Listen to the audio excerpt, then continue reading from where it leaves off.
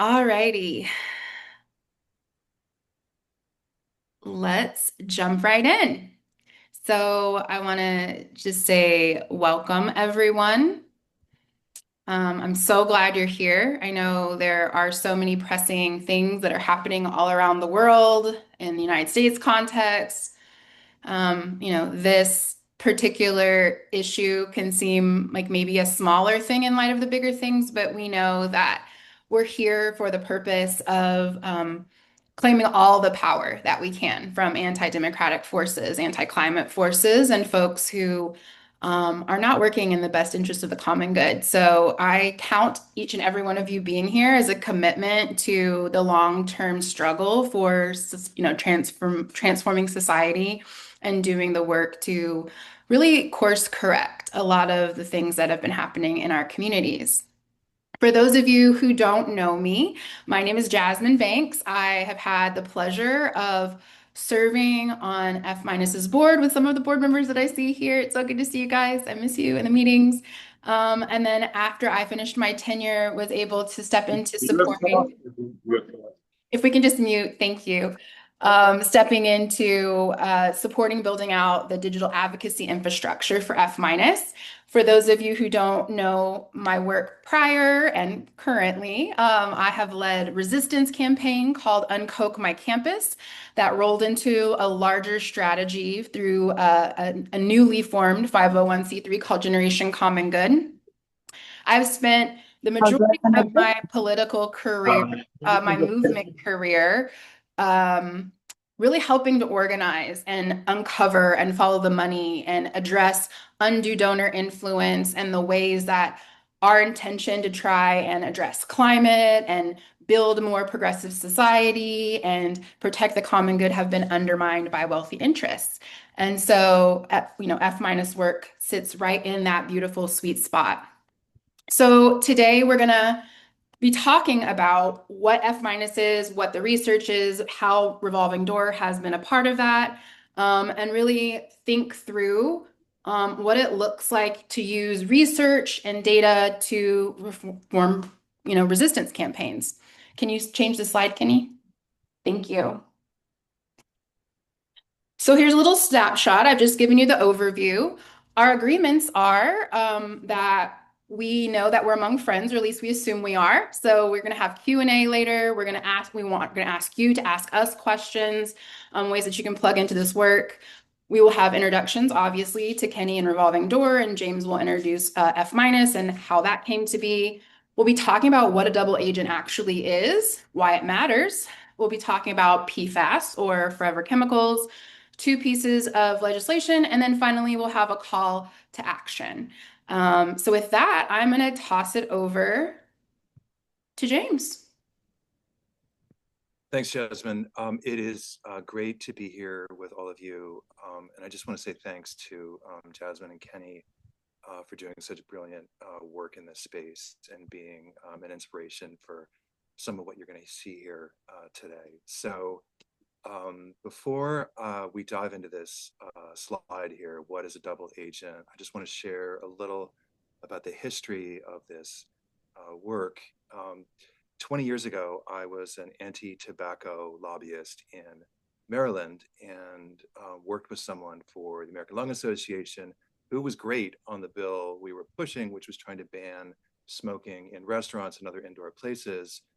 It was only after looking at a lobbyist client list that I saw he also worked for the Washington area new automobile dealers and was also blocking legislation to strengthen emissions regulations on cars. And someone asked him, "Isn't this a conflict?" And he said, "Nope, it's not a conflict because cigarettes are indoor air and cars are outdoor air." And if you take that same filter and you apply it to lobbyist client lists all over the country, you see a similar conflict on some of the most important climate issues that are out there. That is why we created our list of every fossil fuel lobbyist in the country, tagging all of their other clients by sector, like environmental groups, local governments, universities, others affected by the climate crisis. So I want to fast forward from that moment actually to last week when I was in Baltimore at a conference where folks were talking about putting in a bill next year to help people who live near some of the heavy polluting incinerators and other industrial projects in downtown Baltimore. And for me, coming this from our lobbyist list, what I saw in these sessions was people from institutions like Johns Hopkins University, individuals doing great work to help, not knowing that Johns Hopkins uses the same lobbying firms as these incinerator companies. So does MedChi, which is the Maryland Medical Association. So does the American Academy of Pediatrics. They use these firms still today to push for clean indoor air bills, even as these lobbyists are fighting for incinerators and other dirty outdoor air projects. And this is why I can tell you, having been a lobbyist in a lot of state capitals, when these lobbyists show up, they are not shamed for pushing these polluting projects. They are welcomed with open arms as champions for public health. And that is why this issue is so difficult, but it's also why transparency and calling out this dynamic can change things. And that is what we have found in a little more than 2 years since launching F minus. So what is a double agent? As I just explained, these fossil fuel lobbyists, whether you're testifying against them, whether you are talking to them in a state capital or elsewhere, can have an amazing array of clients. And even as they're like undermining climate legislation, they can be bringing in grants and money for local conservation projects or even local environmental projects. And this is again why this is so thorny. And it's really incredible that we have come so far in the climate fight and seen the impact of divestment movements focused on universities and ad agencies and PR firms through the work of Clean Creatives and their allies, and especially in the philanthropy sector with the launch of the Divest Invest coalition 10 years ago, urging philanthropies to divest from fossil fuels. We have come so far with so little scrutiny on these lobbyists. And I think the two main reasons for this are state disclosure laws are really bad, and we're going to talk about that a little bit. And frankly, a lot of the climate crisis's worst impacts and people harmed by it the most are in some way dependent on these lobbyists. So I live in Pennsylvania and moved here at the beginning of the fracking boom. And every year there is more evidence documenting the health harms of fracking and forever chemicals and other forms of pollution. And so it is so encouraging to see something like the Stanford University study a couple of years ago, which demonstrated the health harms of the end use of fossil fuels, which is emissions from gas stoves in people's homes. They found that exposure to these gas stove fumes, benzene, other chemicals can be equivalent to secondhand smoke exposure. So in California, this research helped inspire a bill to put health warning labels on gas stoves. It passed the assembly, went to the governor, and it was vetoed. Who helped convince him to veto it? It was Stanford's own lobbying firm on behalf of their gas utility client. So this is part of what we are documenting, and this is part of what we can expose if we have more voices speaking out about this and more folks doing muckraking on this. Next slide, please. So why does it even matter? Um, 7 days after Trump was inaugurated, again, I went back to Annapolis and met with a bunch of legislators about introducing a lobbying transparency bill. And a common response was, these people are hired guns. What does it matter? You can't hold them accountable. If you flip this question around, I think it's also really important to share the example of how frankly, beloved some of these lobbyists are in state capitals. I was in Delaware this summer talking to people about a conflict where there's an oil refinery in Newcastle County that has been making people sick for decades. They share a lobbying firm with Newcastle County, where the refinery is located. And I would tell people about this, and they would say, "That's awful. Let's fix this." And I would say the name of the lobbyist, and they would say, "Oh, I love that guy," or they would say, "I'm afraid of that guy." And this is the challenge. Next slide, please. So this is hard to see. You might have to zoom way into this on your I'll be screen. dropping a link to the file for folks to be able to download and see and use in the future as well. Yeah, so we're staring deep into like the universe of lobbyist constellations here, but we really wanted to share all of these points with you, which is in the middle. You have the American Cancer Society, where this is where I worked as an anti-tobacco lobbyist. And a great thing about ACS is they have a policy like we would never hire a tobacco lobbyist, and that's a pretty rare thing for anyone, a government, nonprofit, anyone to draw a line like that, and it's great and it's very helpful in this fight. Um, the problem with ACS being in this network of lobbying firms is if you look at who these firms also represent in this map here, we found that in 10 states they share lobbying firms with fossil fuel companies. It's more than 20 fossil fuel companies. And if you had the next ring around this diagram of all of the projects that these companies operate, polluting communities with airborne emissions, with forever chemicals, you would have hundreds and hundreds of dots.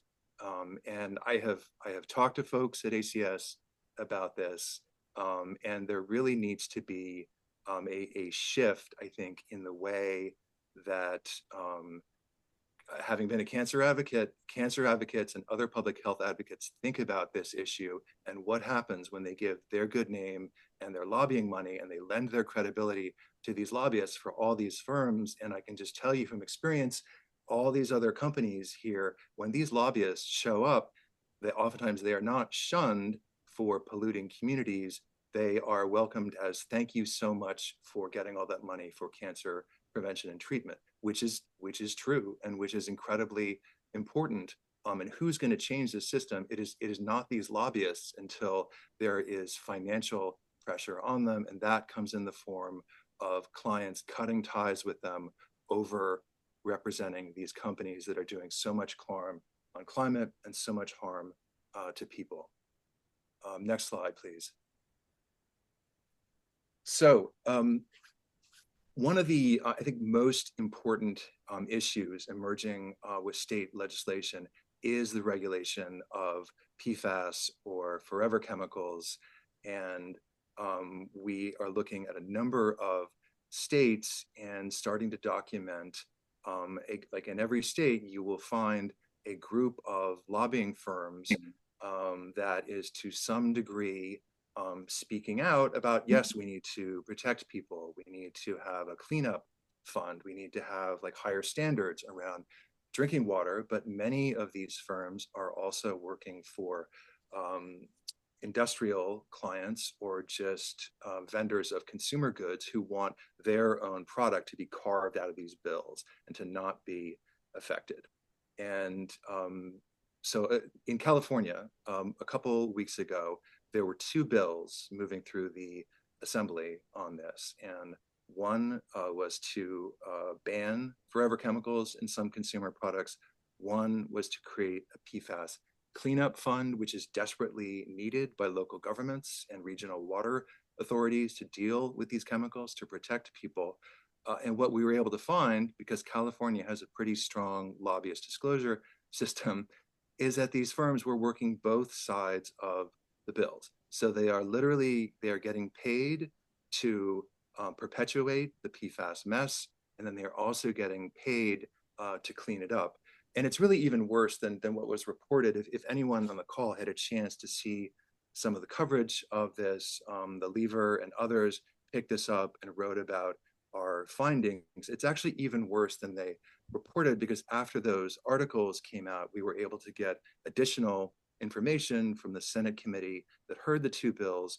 And these firms, they weren't just lobbying for SB 454, which is the cleanup bill, and against SB 682, which is the ban on forever chemicals in consumer products. They were lobbying on both sides of SB 682. And so think about that. I mean, it's really a big explanation of how we got into this mess because it's not just PFAS, it's not just tracking things like scope 3 emissions. It is every issue that comes into these legislatures gets run through this filter of these firms, where oftentimes the biggest question when they map out their strategy for the year is not like, okay, like what are we gonna, where do we want to be on climate? It's just how can we make the most money?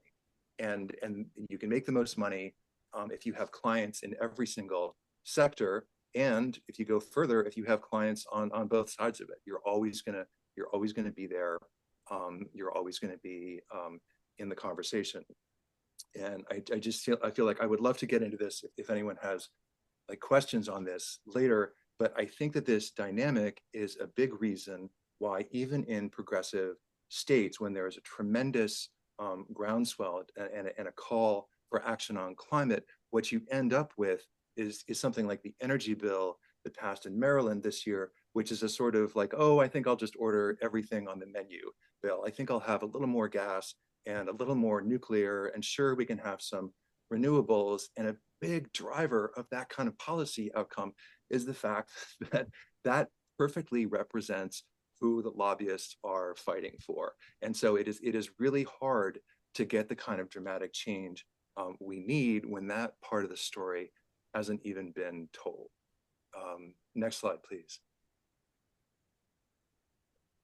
So this is a description of what was in those bills, and we are now starting to track this same issue in Illinois, possibly Washington State, and possibly Oregon. And so just for anyone on the call active on whether it's chemical issues or other things in those states, please reach out to us afterwards, because there's a lot more we're doing locally.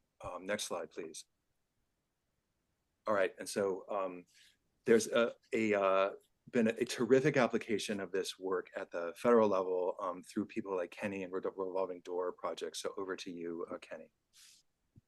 Thank you, James. And first, I just wanted to say thank you to Jasmine and James for inviting me to participate today.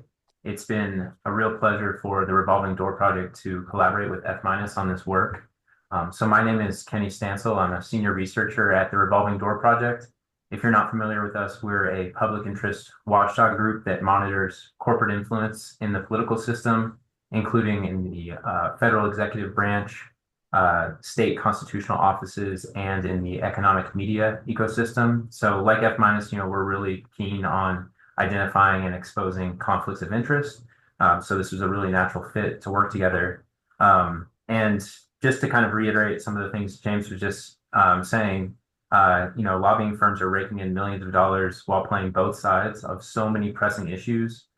Put more sharply, like these double agent lobbyists are getting paid to perpetuate injustices and clean them up. I think the PFAS pollution example that James just shared is one really clear example, and there are several more. So in late July, James and I wrote a piece for the American Prospect detailing how certain lobbyists have been getting paid to solve problems that were either caused or exacerbated by Trump, Musk, and their so-called Department of Government Efficiency, or DOGE project. And so I'm going to walk through just three examples, two of which are in the article, of lobbying firms playing both sides or working both sides. So let me go to my first example. And this one is in the article.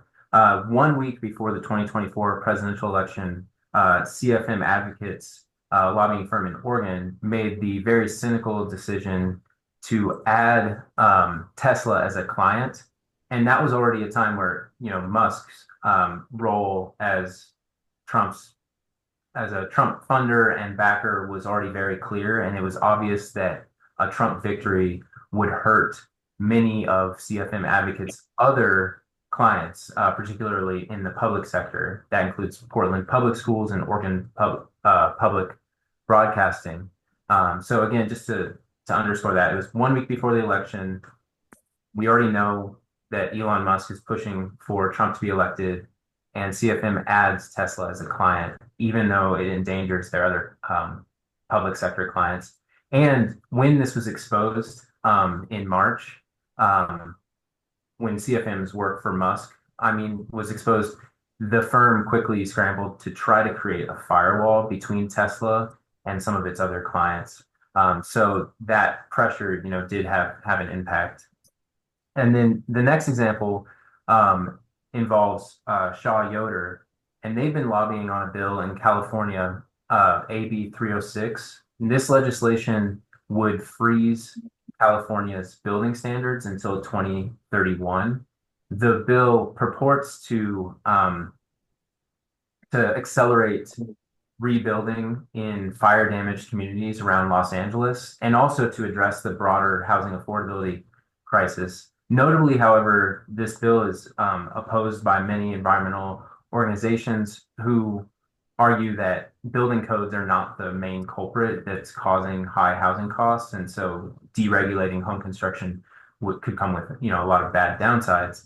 And then, of course, the biggest irony here to point out is that Shaw Yoder also represents communities that have been harmed by DOGE cuts. So specifically cuts to housing and climate programs in California, including the cancellation of urban forestry programs in Los Angeles, have hurt the very same communities that AB 306 advocates say that they want to help. So that's another example of this double agent issue at work. And then third, in New York, Ostrich Associates has been lobbying on SB 6894. That is legislation that would shut down Tesla showrooms. And because right now Tesla has this advantage where they're allowed to sell directly in their showrooms. And I think James is going to touch on this more later, but because lobbying disclosure laws are so absent or inadequate, we don't always know which side a lobbyist is working. But we can presume here that Ostrich Associates is lobbying against this bill because it would hurt Tesla. At the same time, this very same lobbying firm represents 8 disability rights groups whose members are losing access to benefits or protections, housing and employment protections, because of DOGE cuts at HUD and other federal agencies. So there are more examples in the article, but those are just 3 examples where you see a lobbying firm working both sides. And then back to you, James. Thanks, Kenny. And so now we have just a short video, which is gonna take you on a tour of our database and how you can use it to expose some of these conflicts in your state or on issues that you're working on.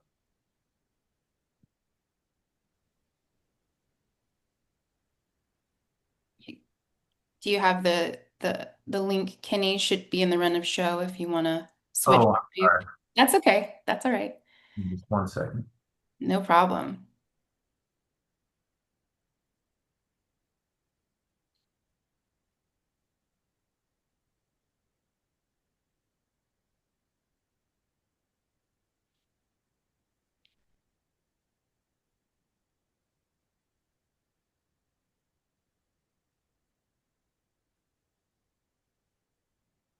I'm going to switch which screen I'm sharing just because this opened up in a different tab. So just bear with me for 1 second. Sorry. No problem. Friends, while you're waiting and while Kenny is getting that queued up, if you can start putting any questions you have, we'll have a Q&A after the research demo and call to action.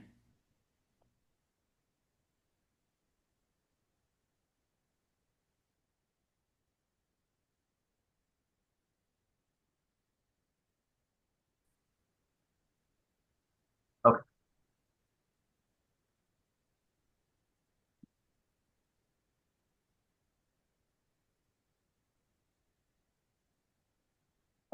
James Brown. When are we coming home on Tuesday instead of Monday? The amazing thing. Oh, because you said it was too short. We did a Tuesday, like we just did with that. But what's the point? They're in school. It's nothing. I paused the video just because I hear some other crosstalk. Okay. Start that. Hi, I'm James Browning, and I'm here to take you on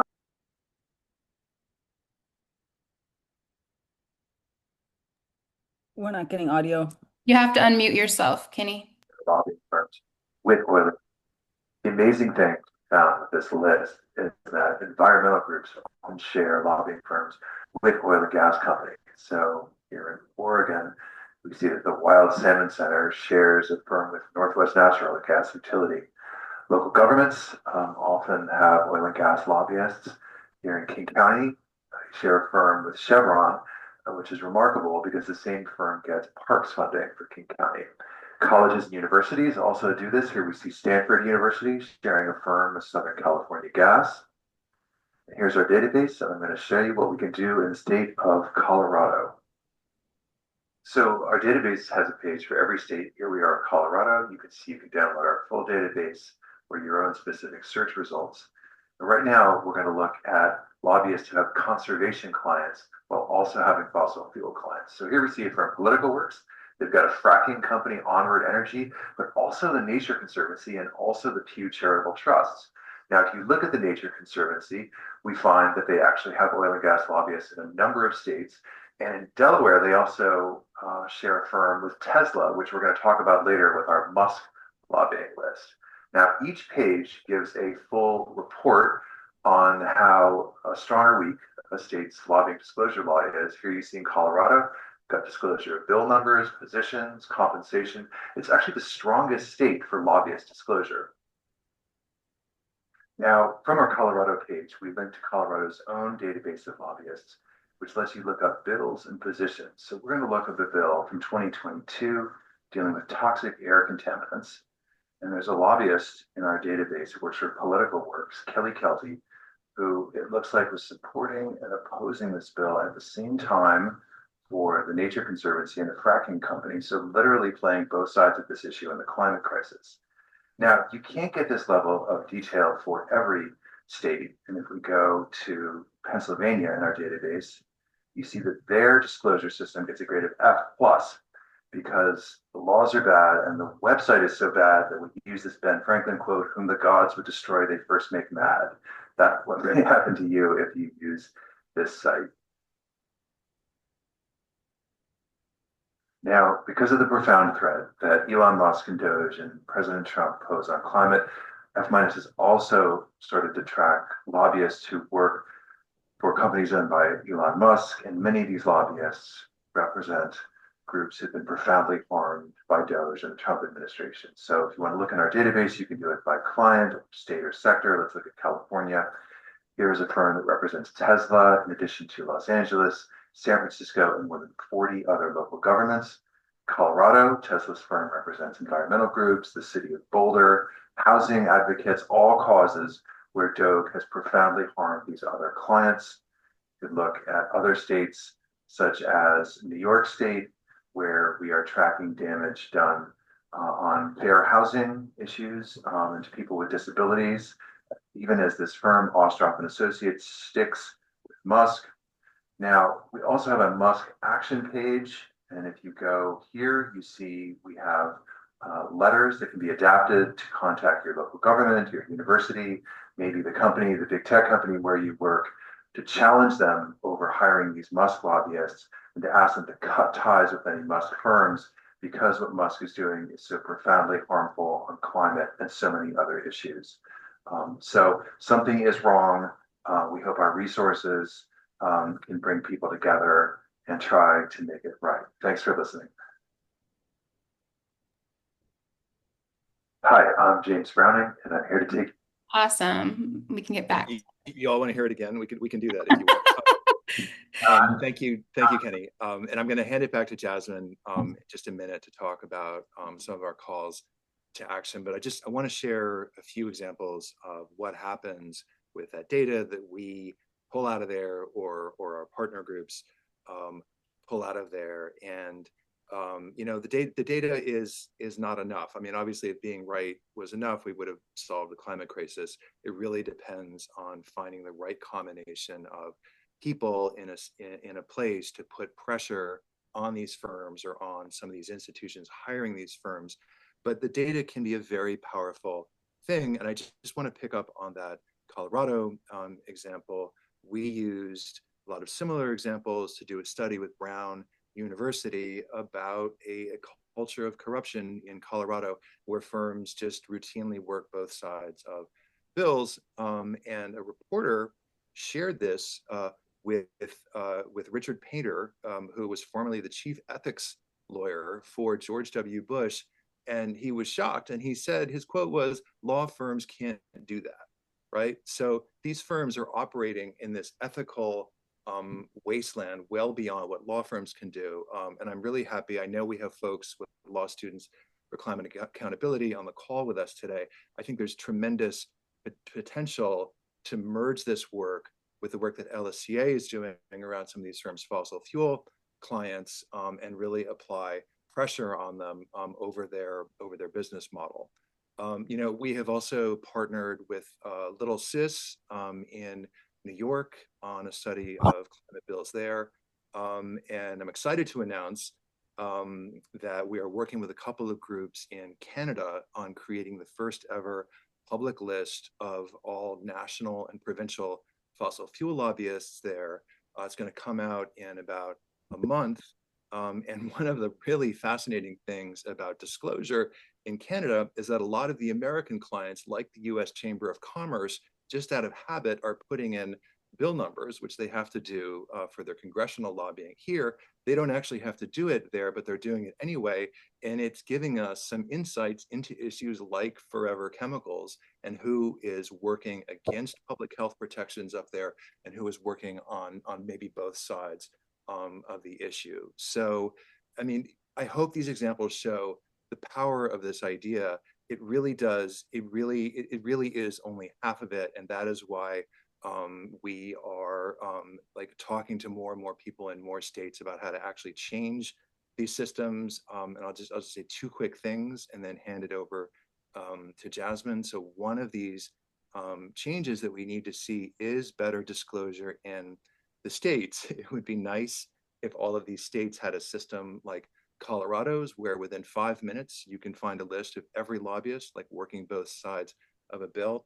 Even if they don't, though, we can find the truth about what these lobbyists are doing. F- has done that with audits of lobbyists in Maryland and Washington State, demonstrating that they're lying on some of their disclosure forms. And so that kind of expose is helping us get drafted and push legislation to strengthen these systems. So that is a very important piece of it. This is for all of these data points, this is a very simple divestment campaign. This is about calling out these firms, and it's about calling on climate conscious, public health conscious actors in places like California, whose own firm is part of the problem on forever chemicals, and calling on them to cut ties with that firm. And they're in every state. There are targets where this is absolutely doable with the right combination of people. And I'll just share you with one last detail. We'll end in Maryland, where we began, which is when we launched, our first target was Johns Hopkins University, over the fact that they have divested their endowment from coal, but still had coal lobbyists, and their biggest donor is Michael Bloomberg, who's been a leader in the worldwide movement to get us off coal. That relationship with Bloomberg made them vulnerable on this issue. And then to a much smaller degree, the fact that I went to graduate school there, I taught there, I still knew people there, they were sort of like, it's that guy, like, how can we just make that guy go away? That helps too. And so in all of these other campaigns, finding the person where these firms will think, what do we do to make this problem go away? That is the way forward. And so that brings us to some of our action steps. And back to you, Jasmine. Yeah, for those of you who are OG organizers, or the work that we have done in various campaigns, that it's not just enough to write a white paper or build a database, right? We have to organize. And when it comes to corruption and conflict, we know that we need power to change things, and power concedes nothing without demand. And so we really want to offer what have been doing inside of F minus. We want you to be looking up the lobbyists, the firms, the clients, reaching out to James. We really want you to be sharing the findings with your community, with your organizations, with your chapters. We're here to be movement partners and collaborate. This is, we know that this is one step in addressing this vast infrastructure of corruption and taking out tiny gears here and there and bigger gears until we're able to have a cumulative collective effect of change. We really want to encourage our movement colleagues and peers to call out conflicts. We're going to be asking for universities, nonprofit, public agencies, and all of those ecosystems around them to apply pressure and demand that they have clean contracts and to stop hiring these firms that also work for polluters. And then, of course, what I said, right? Nothing, power does not concede without a severe demand. And so we're going to be partnering with organizers and journalists and advocates to really create a movement, a wave of folks who are no longer going to settle for this. I think as we're all having these conversations around the reckoning that is happening in this moment in democracy, particularly us looking in our progressive sectors and saying, like, what went wrong with the growth of authoritarianism and climate collapse and disaster? I think this is one of those offerings that we can make to our colleagues and peers to say, hey, we have to take care of some of the issues that are in our own house, and we've got some fox, right? The fox is in the hen house, as my grandmama Annie Pearl Franklin would say. And so I look at these double agent lobbyists as the fox in the hen house. Let's get them out. Let's make our movement, our civil society institutions stay safe. And then the last call to action is really just to follow up with us. We are going to have more briefings. We're going to be launching national and local campaigns that are online and in person. We're happy to offer all of the resources and organize with everyone. And that's sort of where we're at in this moment of, we know that if we need to be focusing on places where we can win, we know we can win this, right? We can get these folks out, we can demand better, and then we can bring in new workforce of folks who are actually working in service of people, planet, and the common good instead of playing both sides of the fence. As well as what James mentioned, a moment that you can take action. We have just launched today our PFAS letter campaign. We have the upper and lower California legislatures that are being targeted with letters saying, here's this situation that's happening and unfolding. We care about this. We want you to make, hold these folks accountable and invest in our future. So if you are in California, if your organization members are in California, we encourage you to share this. And then we'll also be following up with some toolkits around other campaigns that we have in Oregon, other opportunities to take action online and in person. And we hope you'll join us in that fight. All right, next slide. It is time for my favorite part of things, question and answer. So I think it would be great if we can have folks come on camera and unmute and ask their question. I think Stephanie had right out the gate a first really important question. So for the next 10 minutes or so, we are inviting folks to just get curious about the work that we've been doing. Feel free to be as general or in the weeds as is helpful for you to feel confident to move forward in partnership with F- and build this movement with us. Stephanie, take it away. Thank you so much. That was awesome. I've heard James talk about it a bit before, but and have used some of your work in some states. No, I was just wondering what what your criteria are for deeming a lobbyist sort of bad enough. Like, do Amazon lobbyists count? Like, is it all the people who are on the dais, or are we primarily talking about fossil fuel polluters, or what kind of polluters? Yeah, thank you. Thanks for that question, Stephanie. And when we launched and when I started to talk to both legislators and lobbyists about this, one of the first questions was, they were open to this idea, but they said, okay, can you create like a list of good lobbyists who aren't doing these things or seem to be like transparent and ethical? And when we launched, we just had a list. It was really fossil fuel companies engaged in like extraction, transmission. And our answer then was you can't really do that because there's this whole next ring of other industries, especially the chemical industry, where these impacts are just as important. And that's why we're so focused on transparency in the beginning. When we launched, the Guardian ran this great series of articles about the database. It was 4 different articles focusing on the irony of like local governments having, you know, an ExxonMobil law firm when they were suing ExxonMobil. This was the case in Baltimore, on big tech companies hiring fossil fuel lobbyists whose advocacy undid the good things the tech companies were doing on climate. And I have to share this frustration, and I know a lot of you feel this too. Like 2023, 2024, that perhaps quaint idea that just being like corrupt or conflicted could help us tell the story and produce change was really scrambled beginning in January of this year. And so this is really important to be, I think, candid about this. Like, it has in some ways made this more challenging. And this is why I feel like the work of people like Kenny and the Revolving Door Project to start to tell the story of what happened with Doge, and a lot of those damages are just beginning, that this is the way forward. And you know, this California PFAS conflict, that's as bad as it gets. It shouldn't have to be that bad for us to expose these firms and to change their behavior. And again, I think that's just where it's a question of finding like the right combination of groups to tell this story in different states.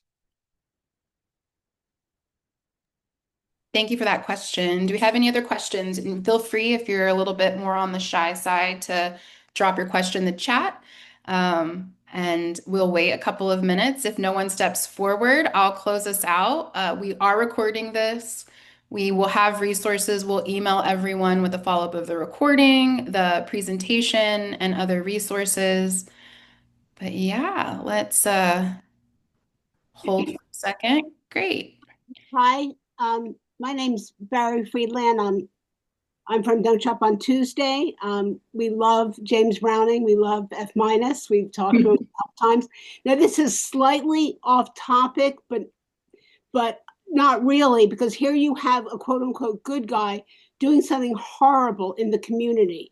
Johns Hopkins wants to build an AI center at the Homewood campus. They want to cut down 90 trees to do this. They want to, they're very close to some very fragile ecosystems. So here it's not even, you know, the lobbyists will just be lobbying for the quote unquote good guy to do the absolute worst. And, you know, West Memphis has proven that these AI centers just are horrific for the environment. In every, you know, in every way. And here, added to that, you have the trees being cut down, and you have this very powerful organization, Hopkins. They're not telling anyone who the money behind it is. And so here it's not even a conflict. Here it is, good guy doing bad things. Mm-hmm. Mm-hmm. Thank you for that and for that comment. James, Kenny Bruno asks, are you focusing on outing the double agent lobbyists, or the clients using them, or both? Shouldn't a client ask a firm for its list of clients and decide if the firm is a double agent? Yeah, that question is at the heart of this work. And in a lot of states, you cannot get good public information about what your lobbyist is up to. You might be able to get a list of their clients, but there are many states where the disclosure laws are so weak that everybody will just give a one-word answer, like energy. So the climate groups, they're working on energy, and the company trying to build an LNG terminal, they are also working on energy. I mean, there are really 2 phases to this, you know, divestment campaign. And the first is demonstrating that this problem is so bad that there is a moral imperative for some of these clients to cut ties with some of these firms. And we are demonstrating that that is doable. I share that Johns Hopkins example, at our Seattle launch event in 2024, there was a very friendly Chevron lobbyist who kind of crashed the event, and he bought me a beer and we kind of talked it out. And he explained to me that these issues are boring and this is never going to work and no one really cares about lobbyists. But 2 months later, after Fast Company wrote an article about our investigation into his clientele, they had lost their biggest climate client, which was a climate philanthropy. And so this does work, and sometimes it doesn't take very much. The second and harder piece of this is going to be convincing some of these firms to change their behavior. But I think, as with like any kind of divestment or like boycott action, again, this is doable. And I have also gotten calls from lobbyists saying, "How do I get my name off your list?" And we are focused in a few key states, as Jasmine mentioned: California, Oregon. We have our own director, full-time director in Oregon, Washington State, Maryland, Illinois.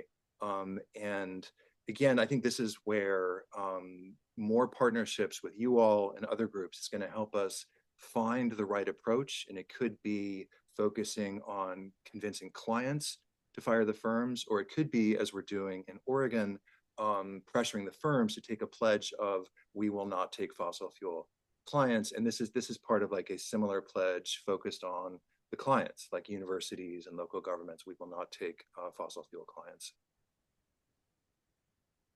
Thank you. All right, we have time for maybe one or two more questions. If there are any, please feel free to raise your hand or put them in the chat. I will add that as someone who has spent the bulk of the last several years of my career investigating American Legislative Exchange Council and other Koch and libertarian infrastructure, one thing that I can say that I learned from how they move and how they build power is that they're incredibly loyal. You're not going to see the Koch network's lobbyists also working for, progressive interests. They are very, very dedicated to keeping their ecosystem really ideologically coherent and consistent. And so maybe there's a lesson there for those of us who are trying to build countervailing power to address some of these corruption issues. All right. Carolyn asks, if lobbyists are so money driven, is it even possible to find principled lobbyists? They could lose considerable money by working for the good. So I love this question, and this reminds me of some of the first few lobbying meetings I had in Annapolis, where I would have one particular state senator kind of threaten to sue me one moment, and then on the next minute he would slap me on the back and tell me to stop by and see him next week. And this is what it can be like in this world, and this is what it can be like for these lobbyists. The fact is that in a lot of progressive states, some of the industries that American progressives spent decades trying to regulate, like tobacco, you look at these lobbyist lists and you will see those tobacco lobbyists on the sidelines because nobody wants to work with them. It's seen as toxic. Same thing with gun lobbyists in a lot of states. The fossil fuel companies are really an exception to this. And it is, frankly, like, it is outdated to still have these firms with a lot of progressive clients still fighting, still representing entities like the American Petroleum Institute and the Koch companies.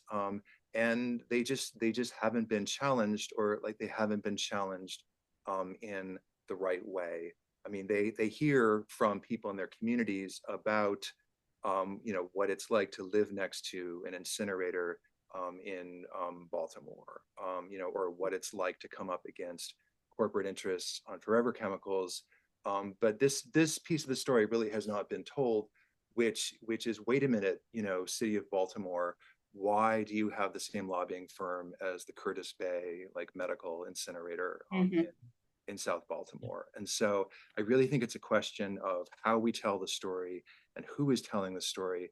And it is doable with these lobbyists, if it's presented to them in the right way, and if there are economic consequences. And I'll just close on that by saying, it's not like I knew these tobacco lobbyists, 20 years ago, and it's not like they loved tobacco so much or guns so much. It was just a very good business model, and if we disrupt the business model, we can change their behavior. Absolutely agreed. The one thing that I'll add, unless Kenny, you have anything to add, you're welcome to jump in. Go for it.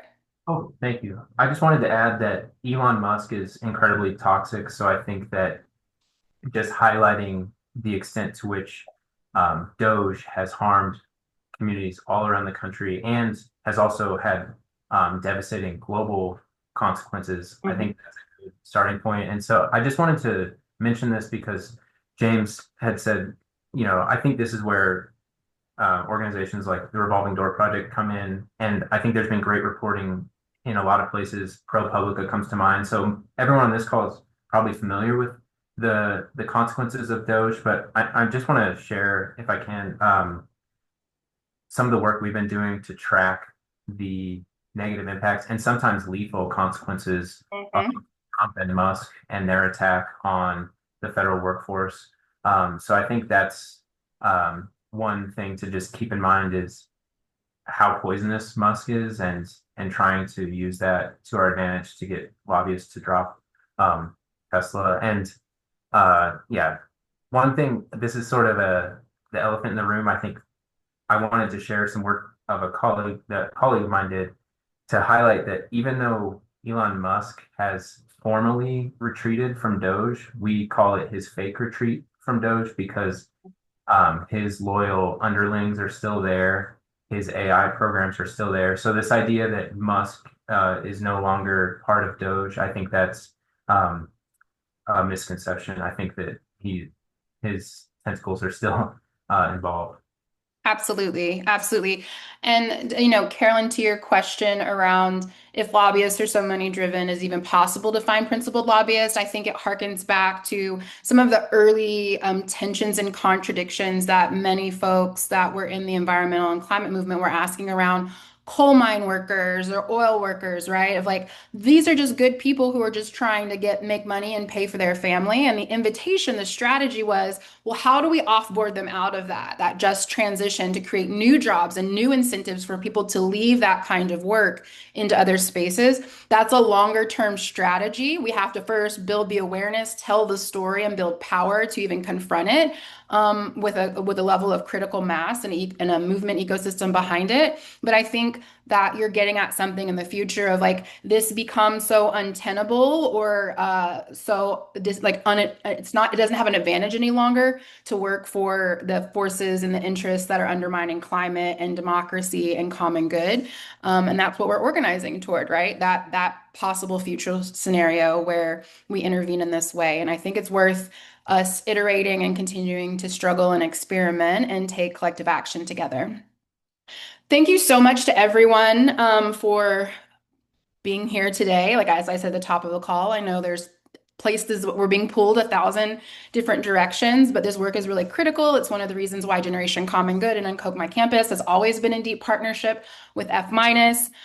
You're going to be hearing from me around how to step into this work to call on universities, whether you're a student organizer, an alumni, a professor, or in the administration. You'll be hearing from James about ways that you can take action on the national level or even more local opportunities.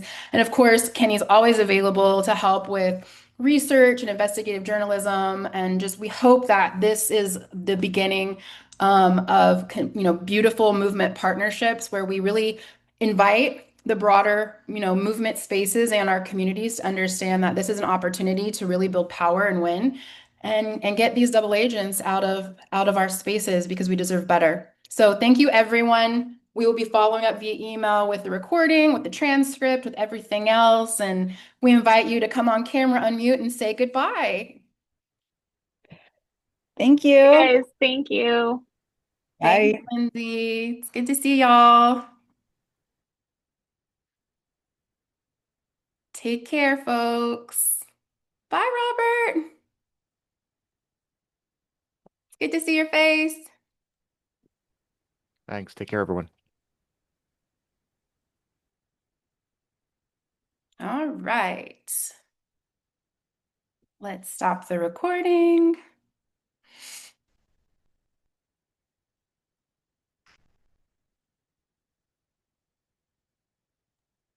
Thank you both. Sorry I bungled the video. No, that was Kenny, you were great. I mean, I should have flagged that, but it's totally fine.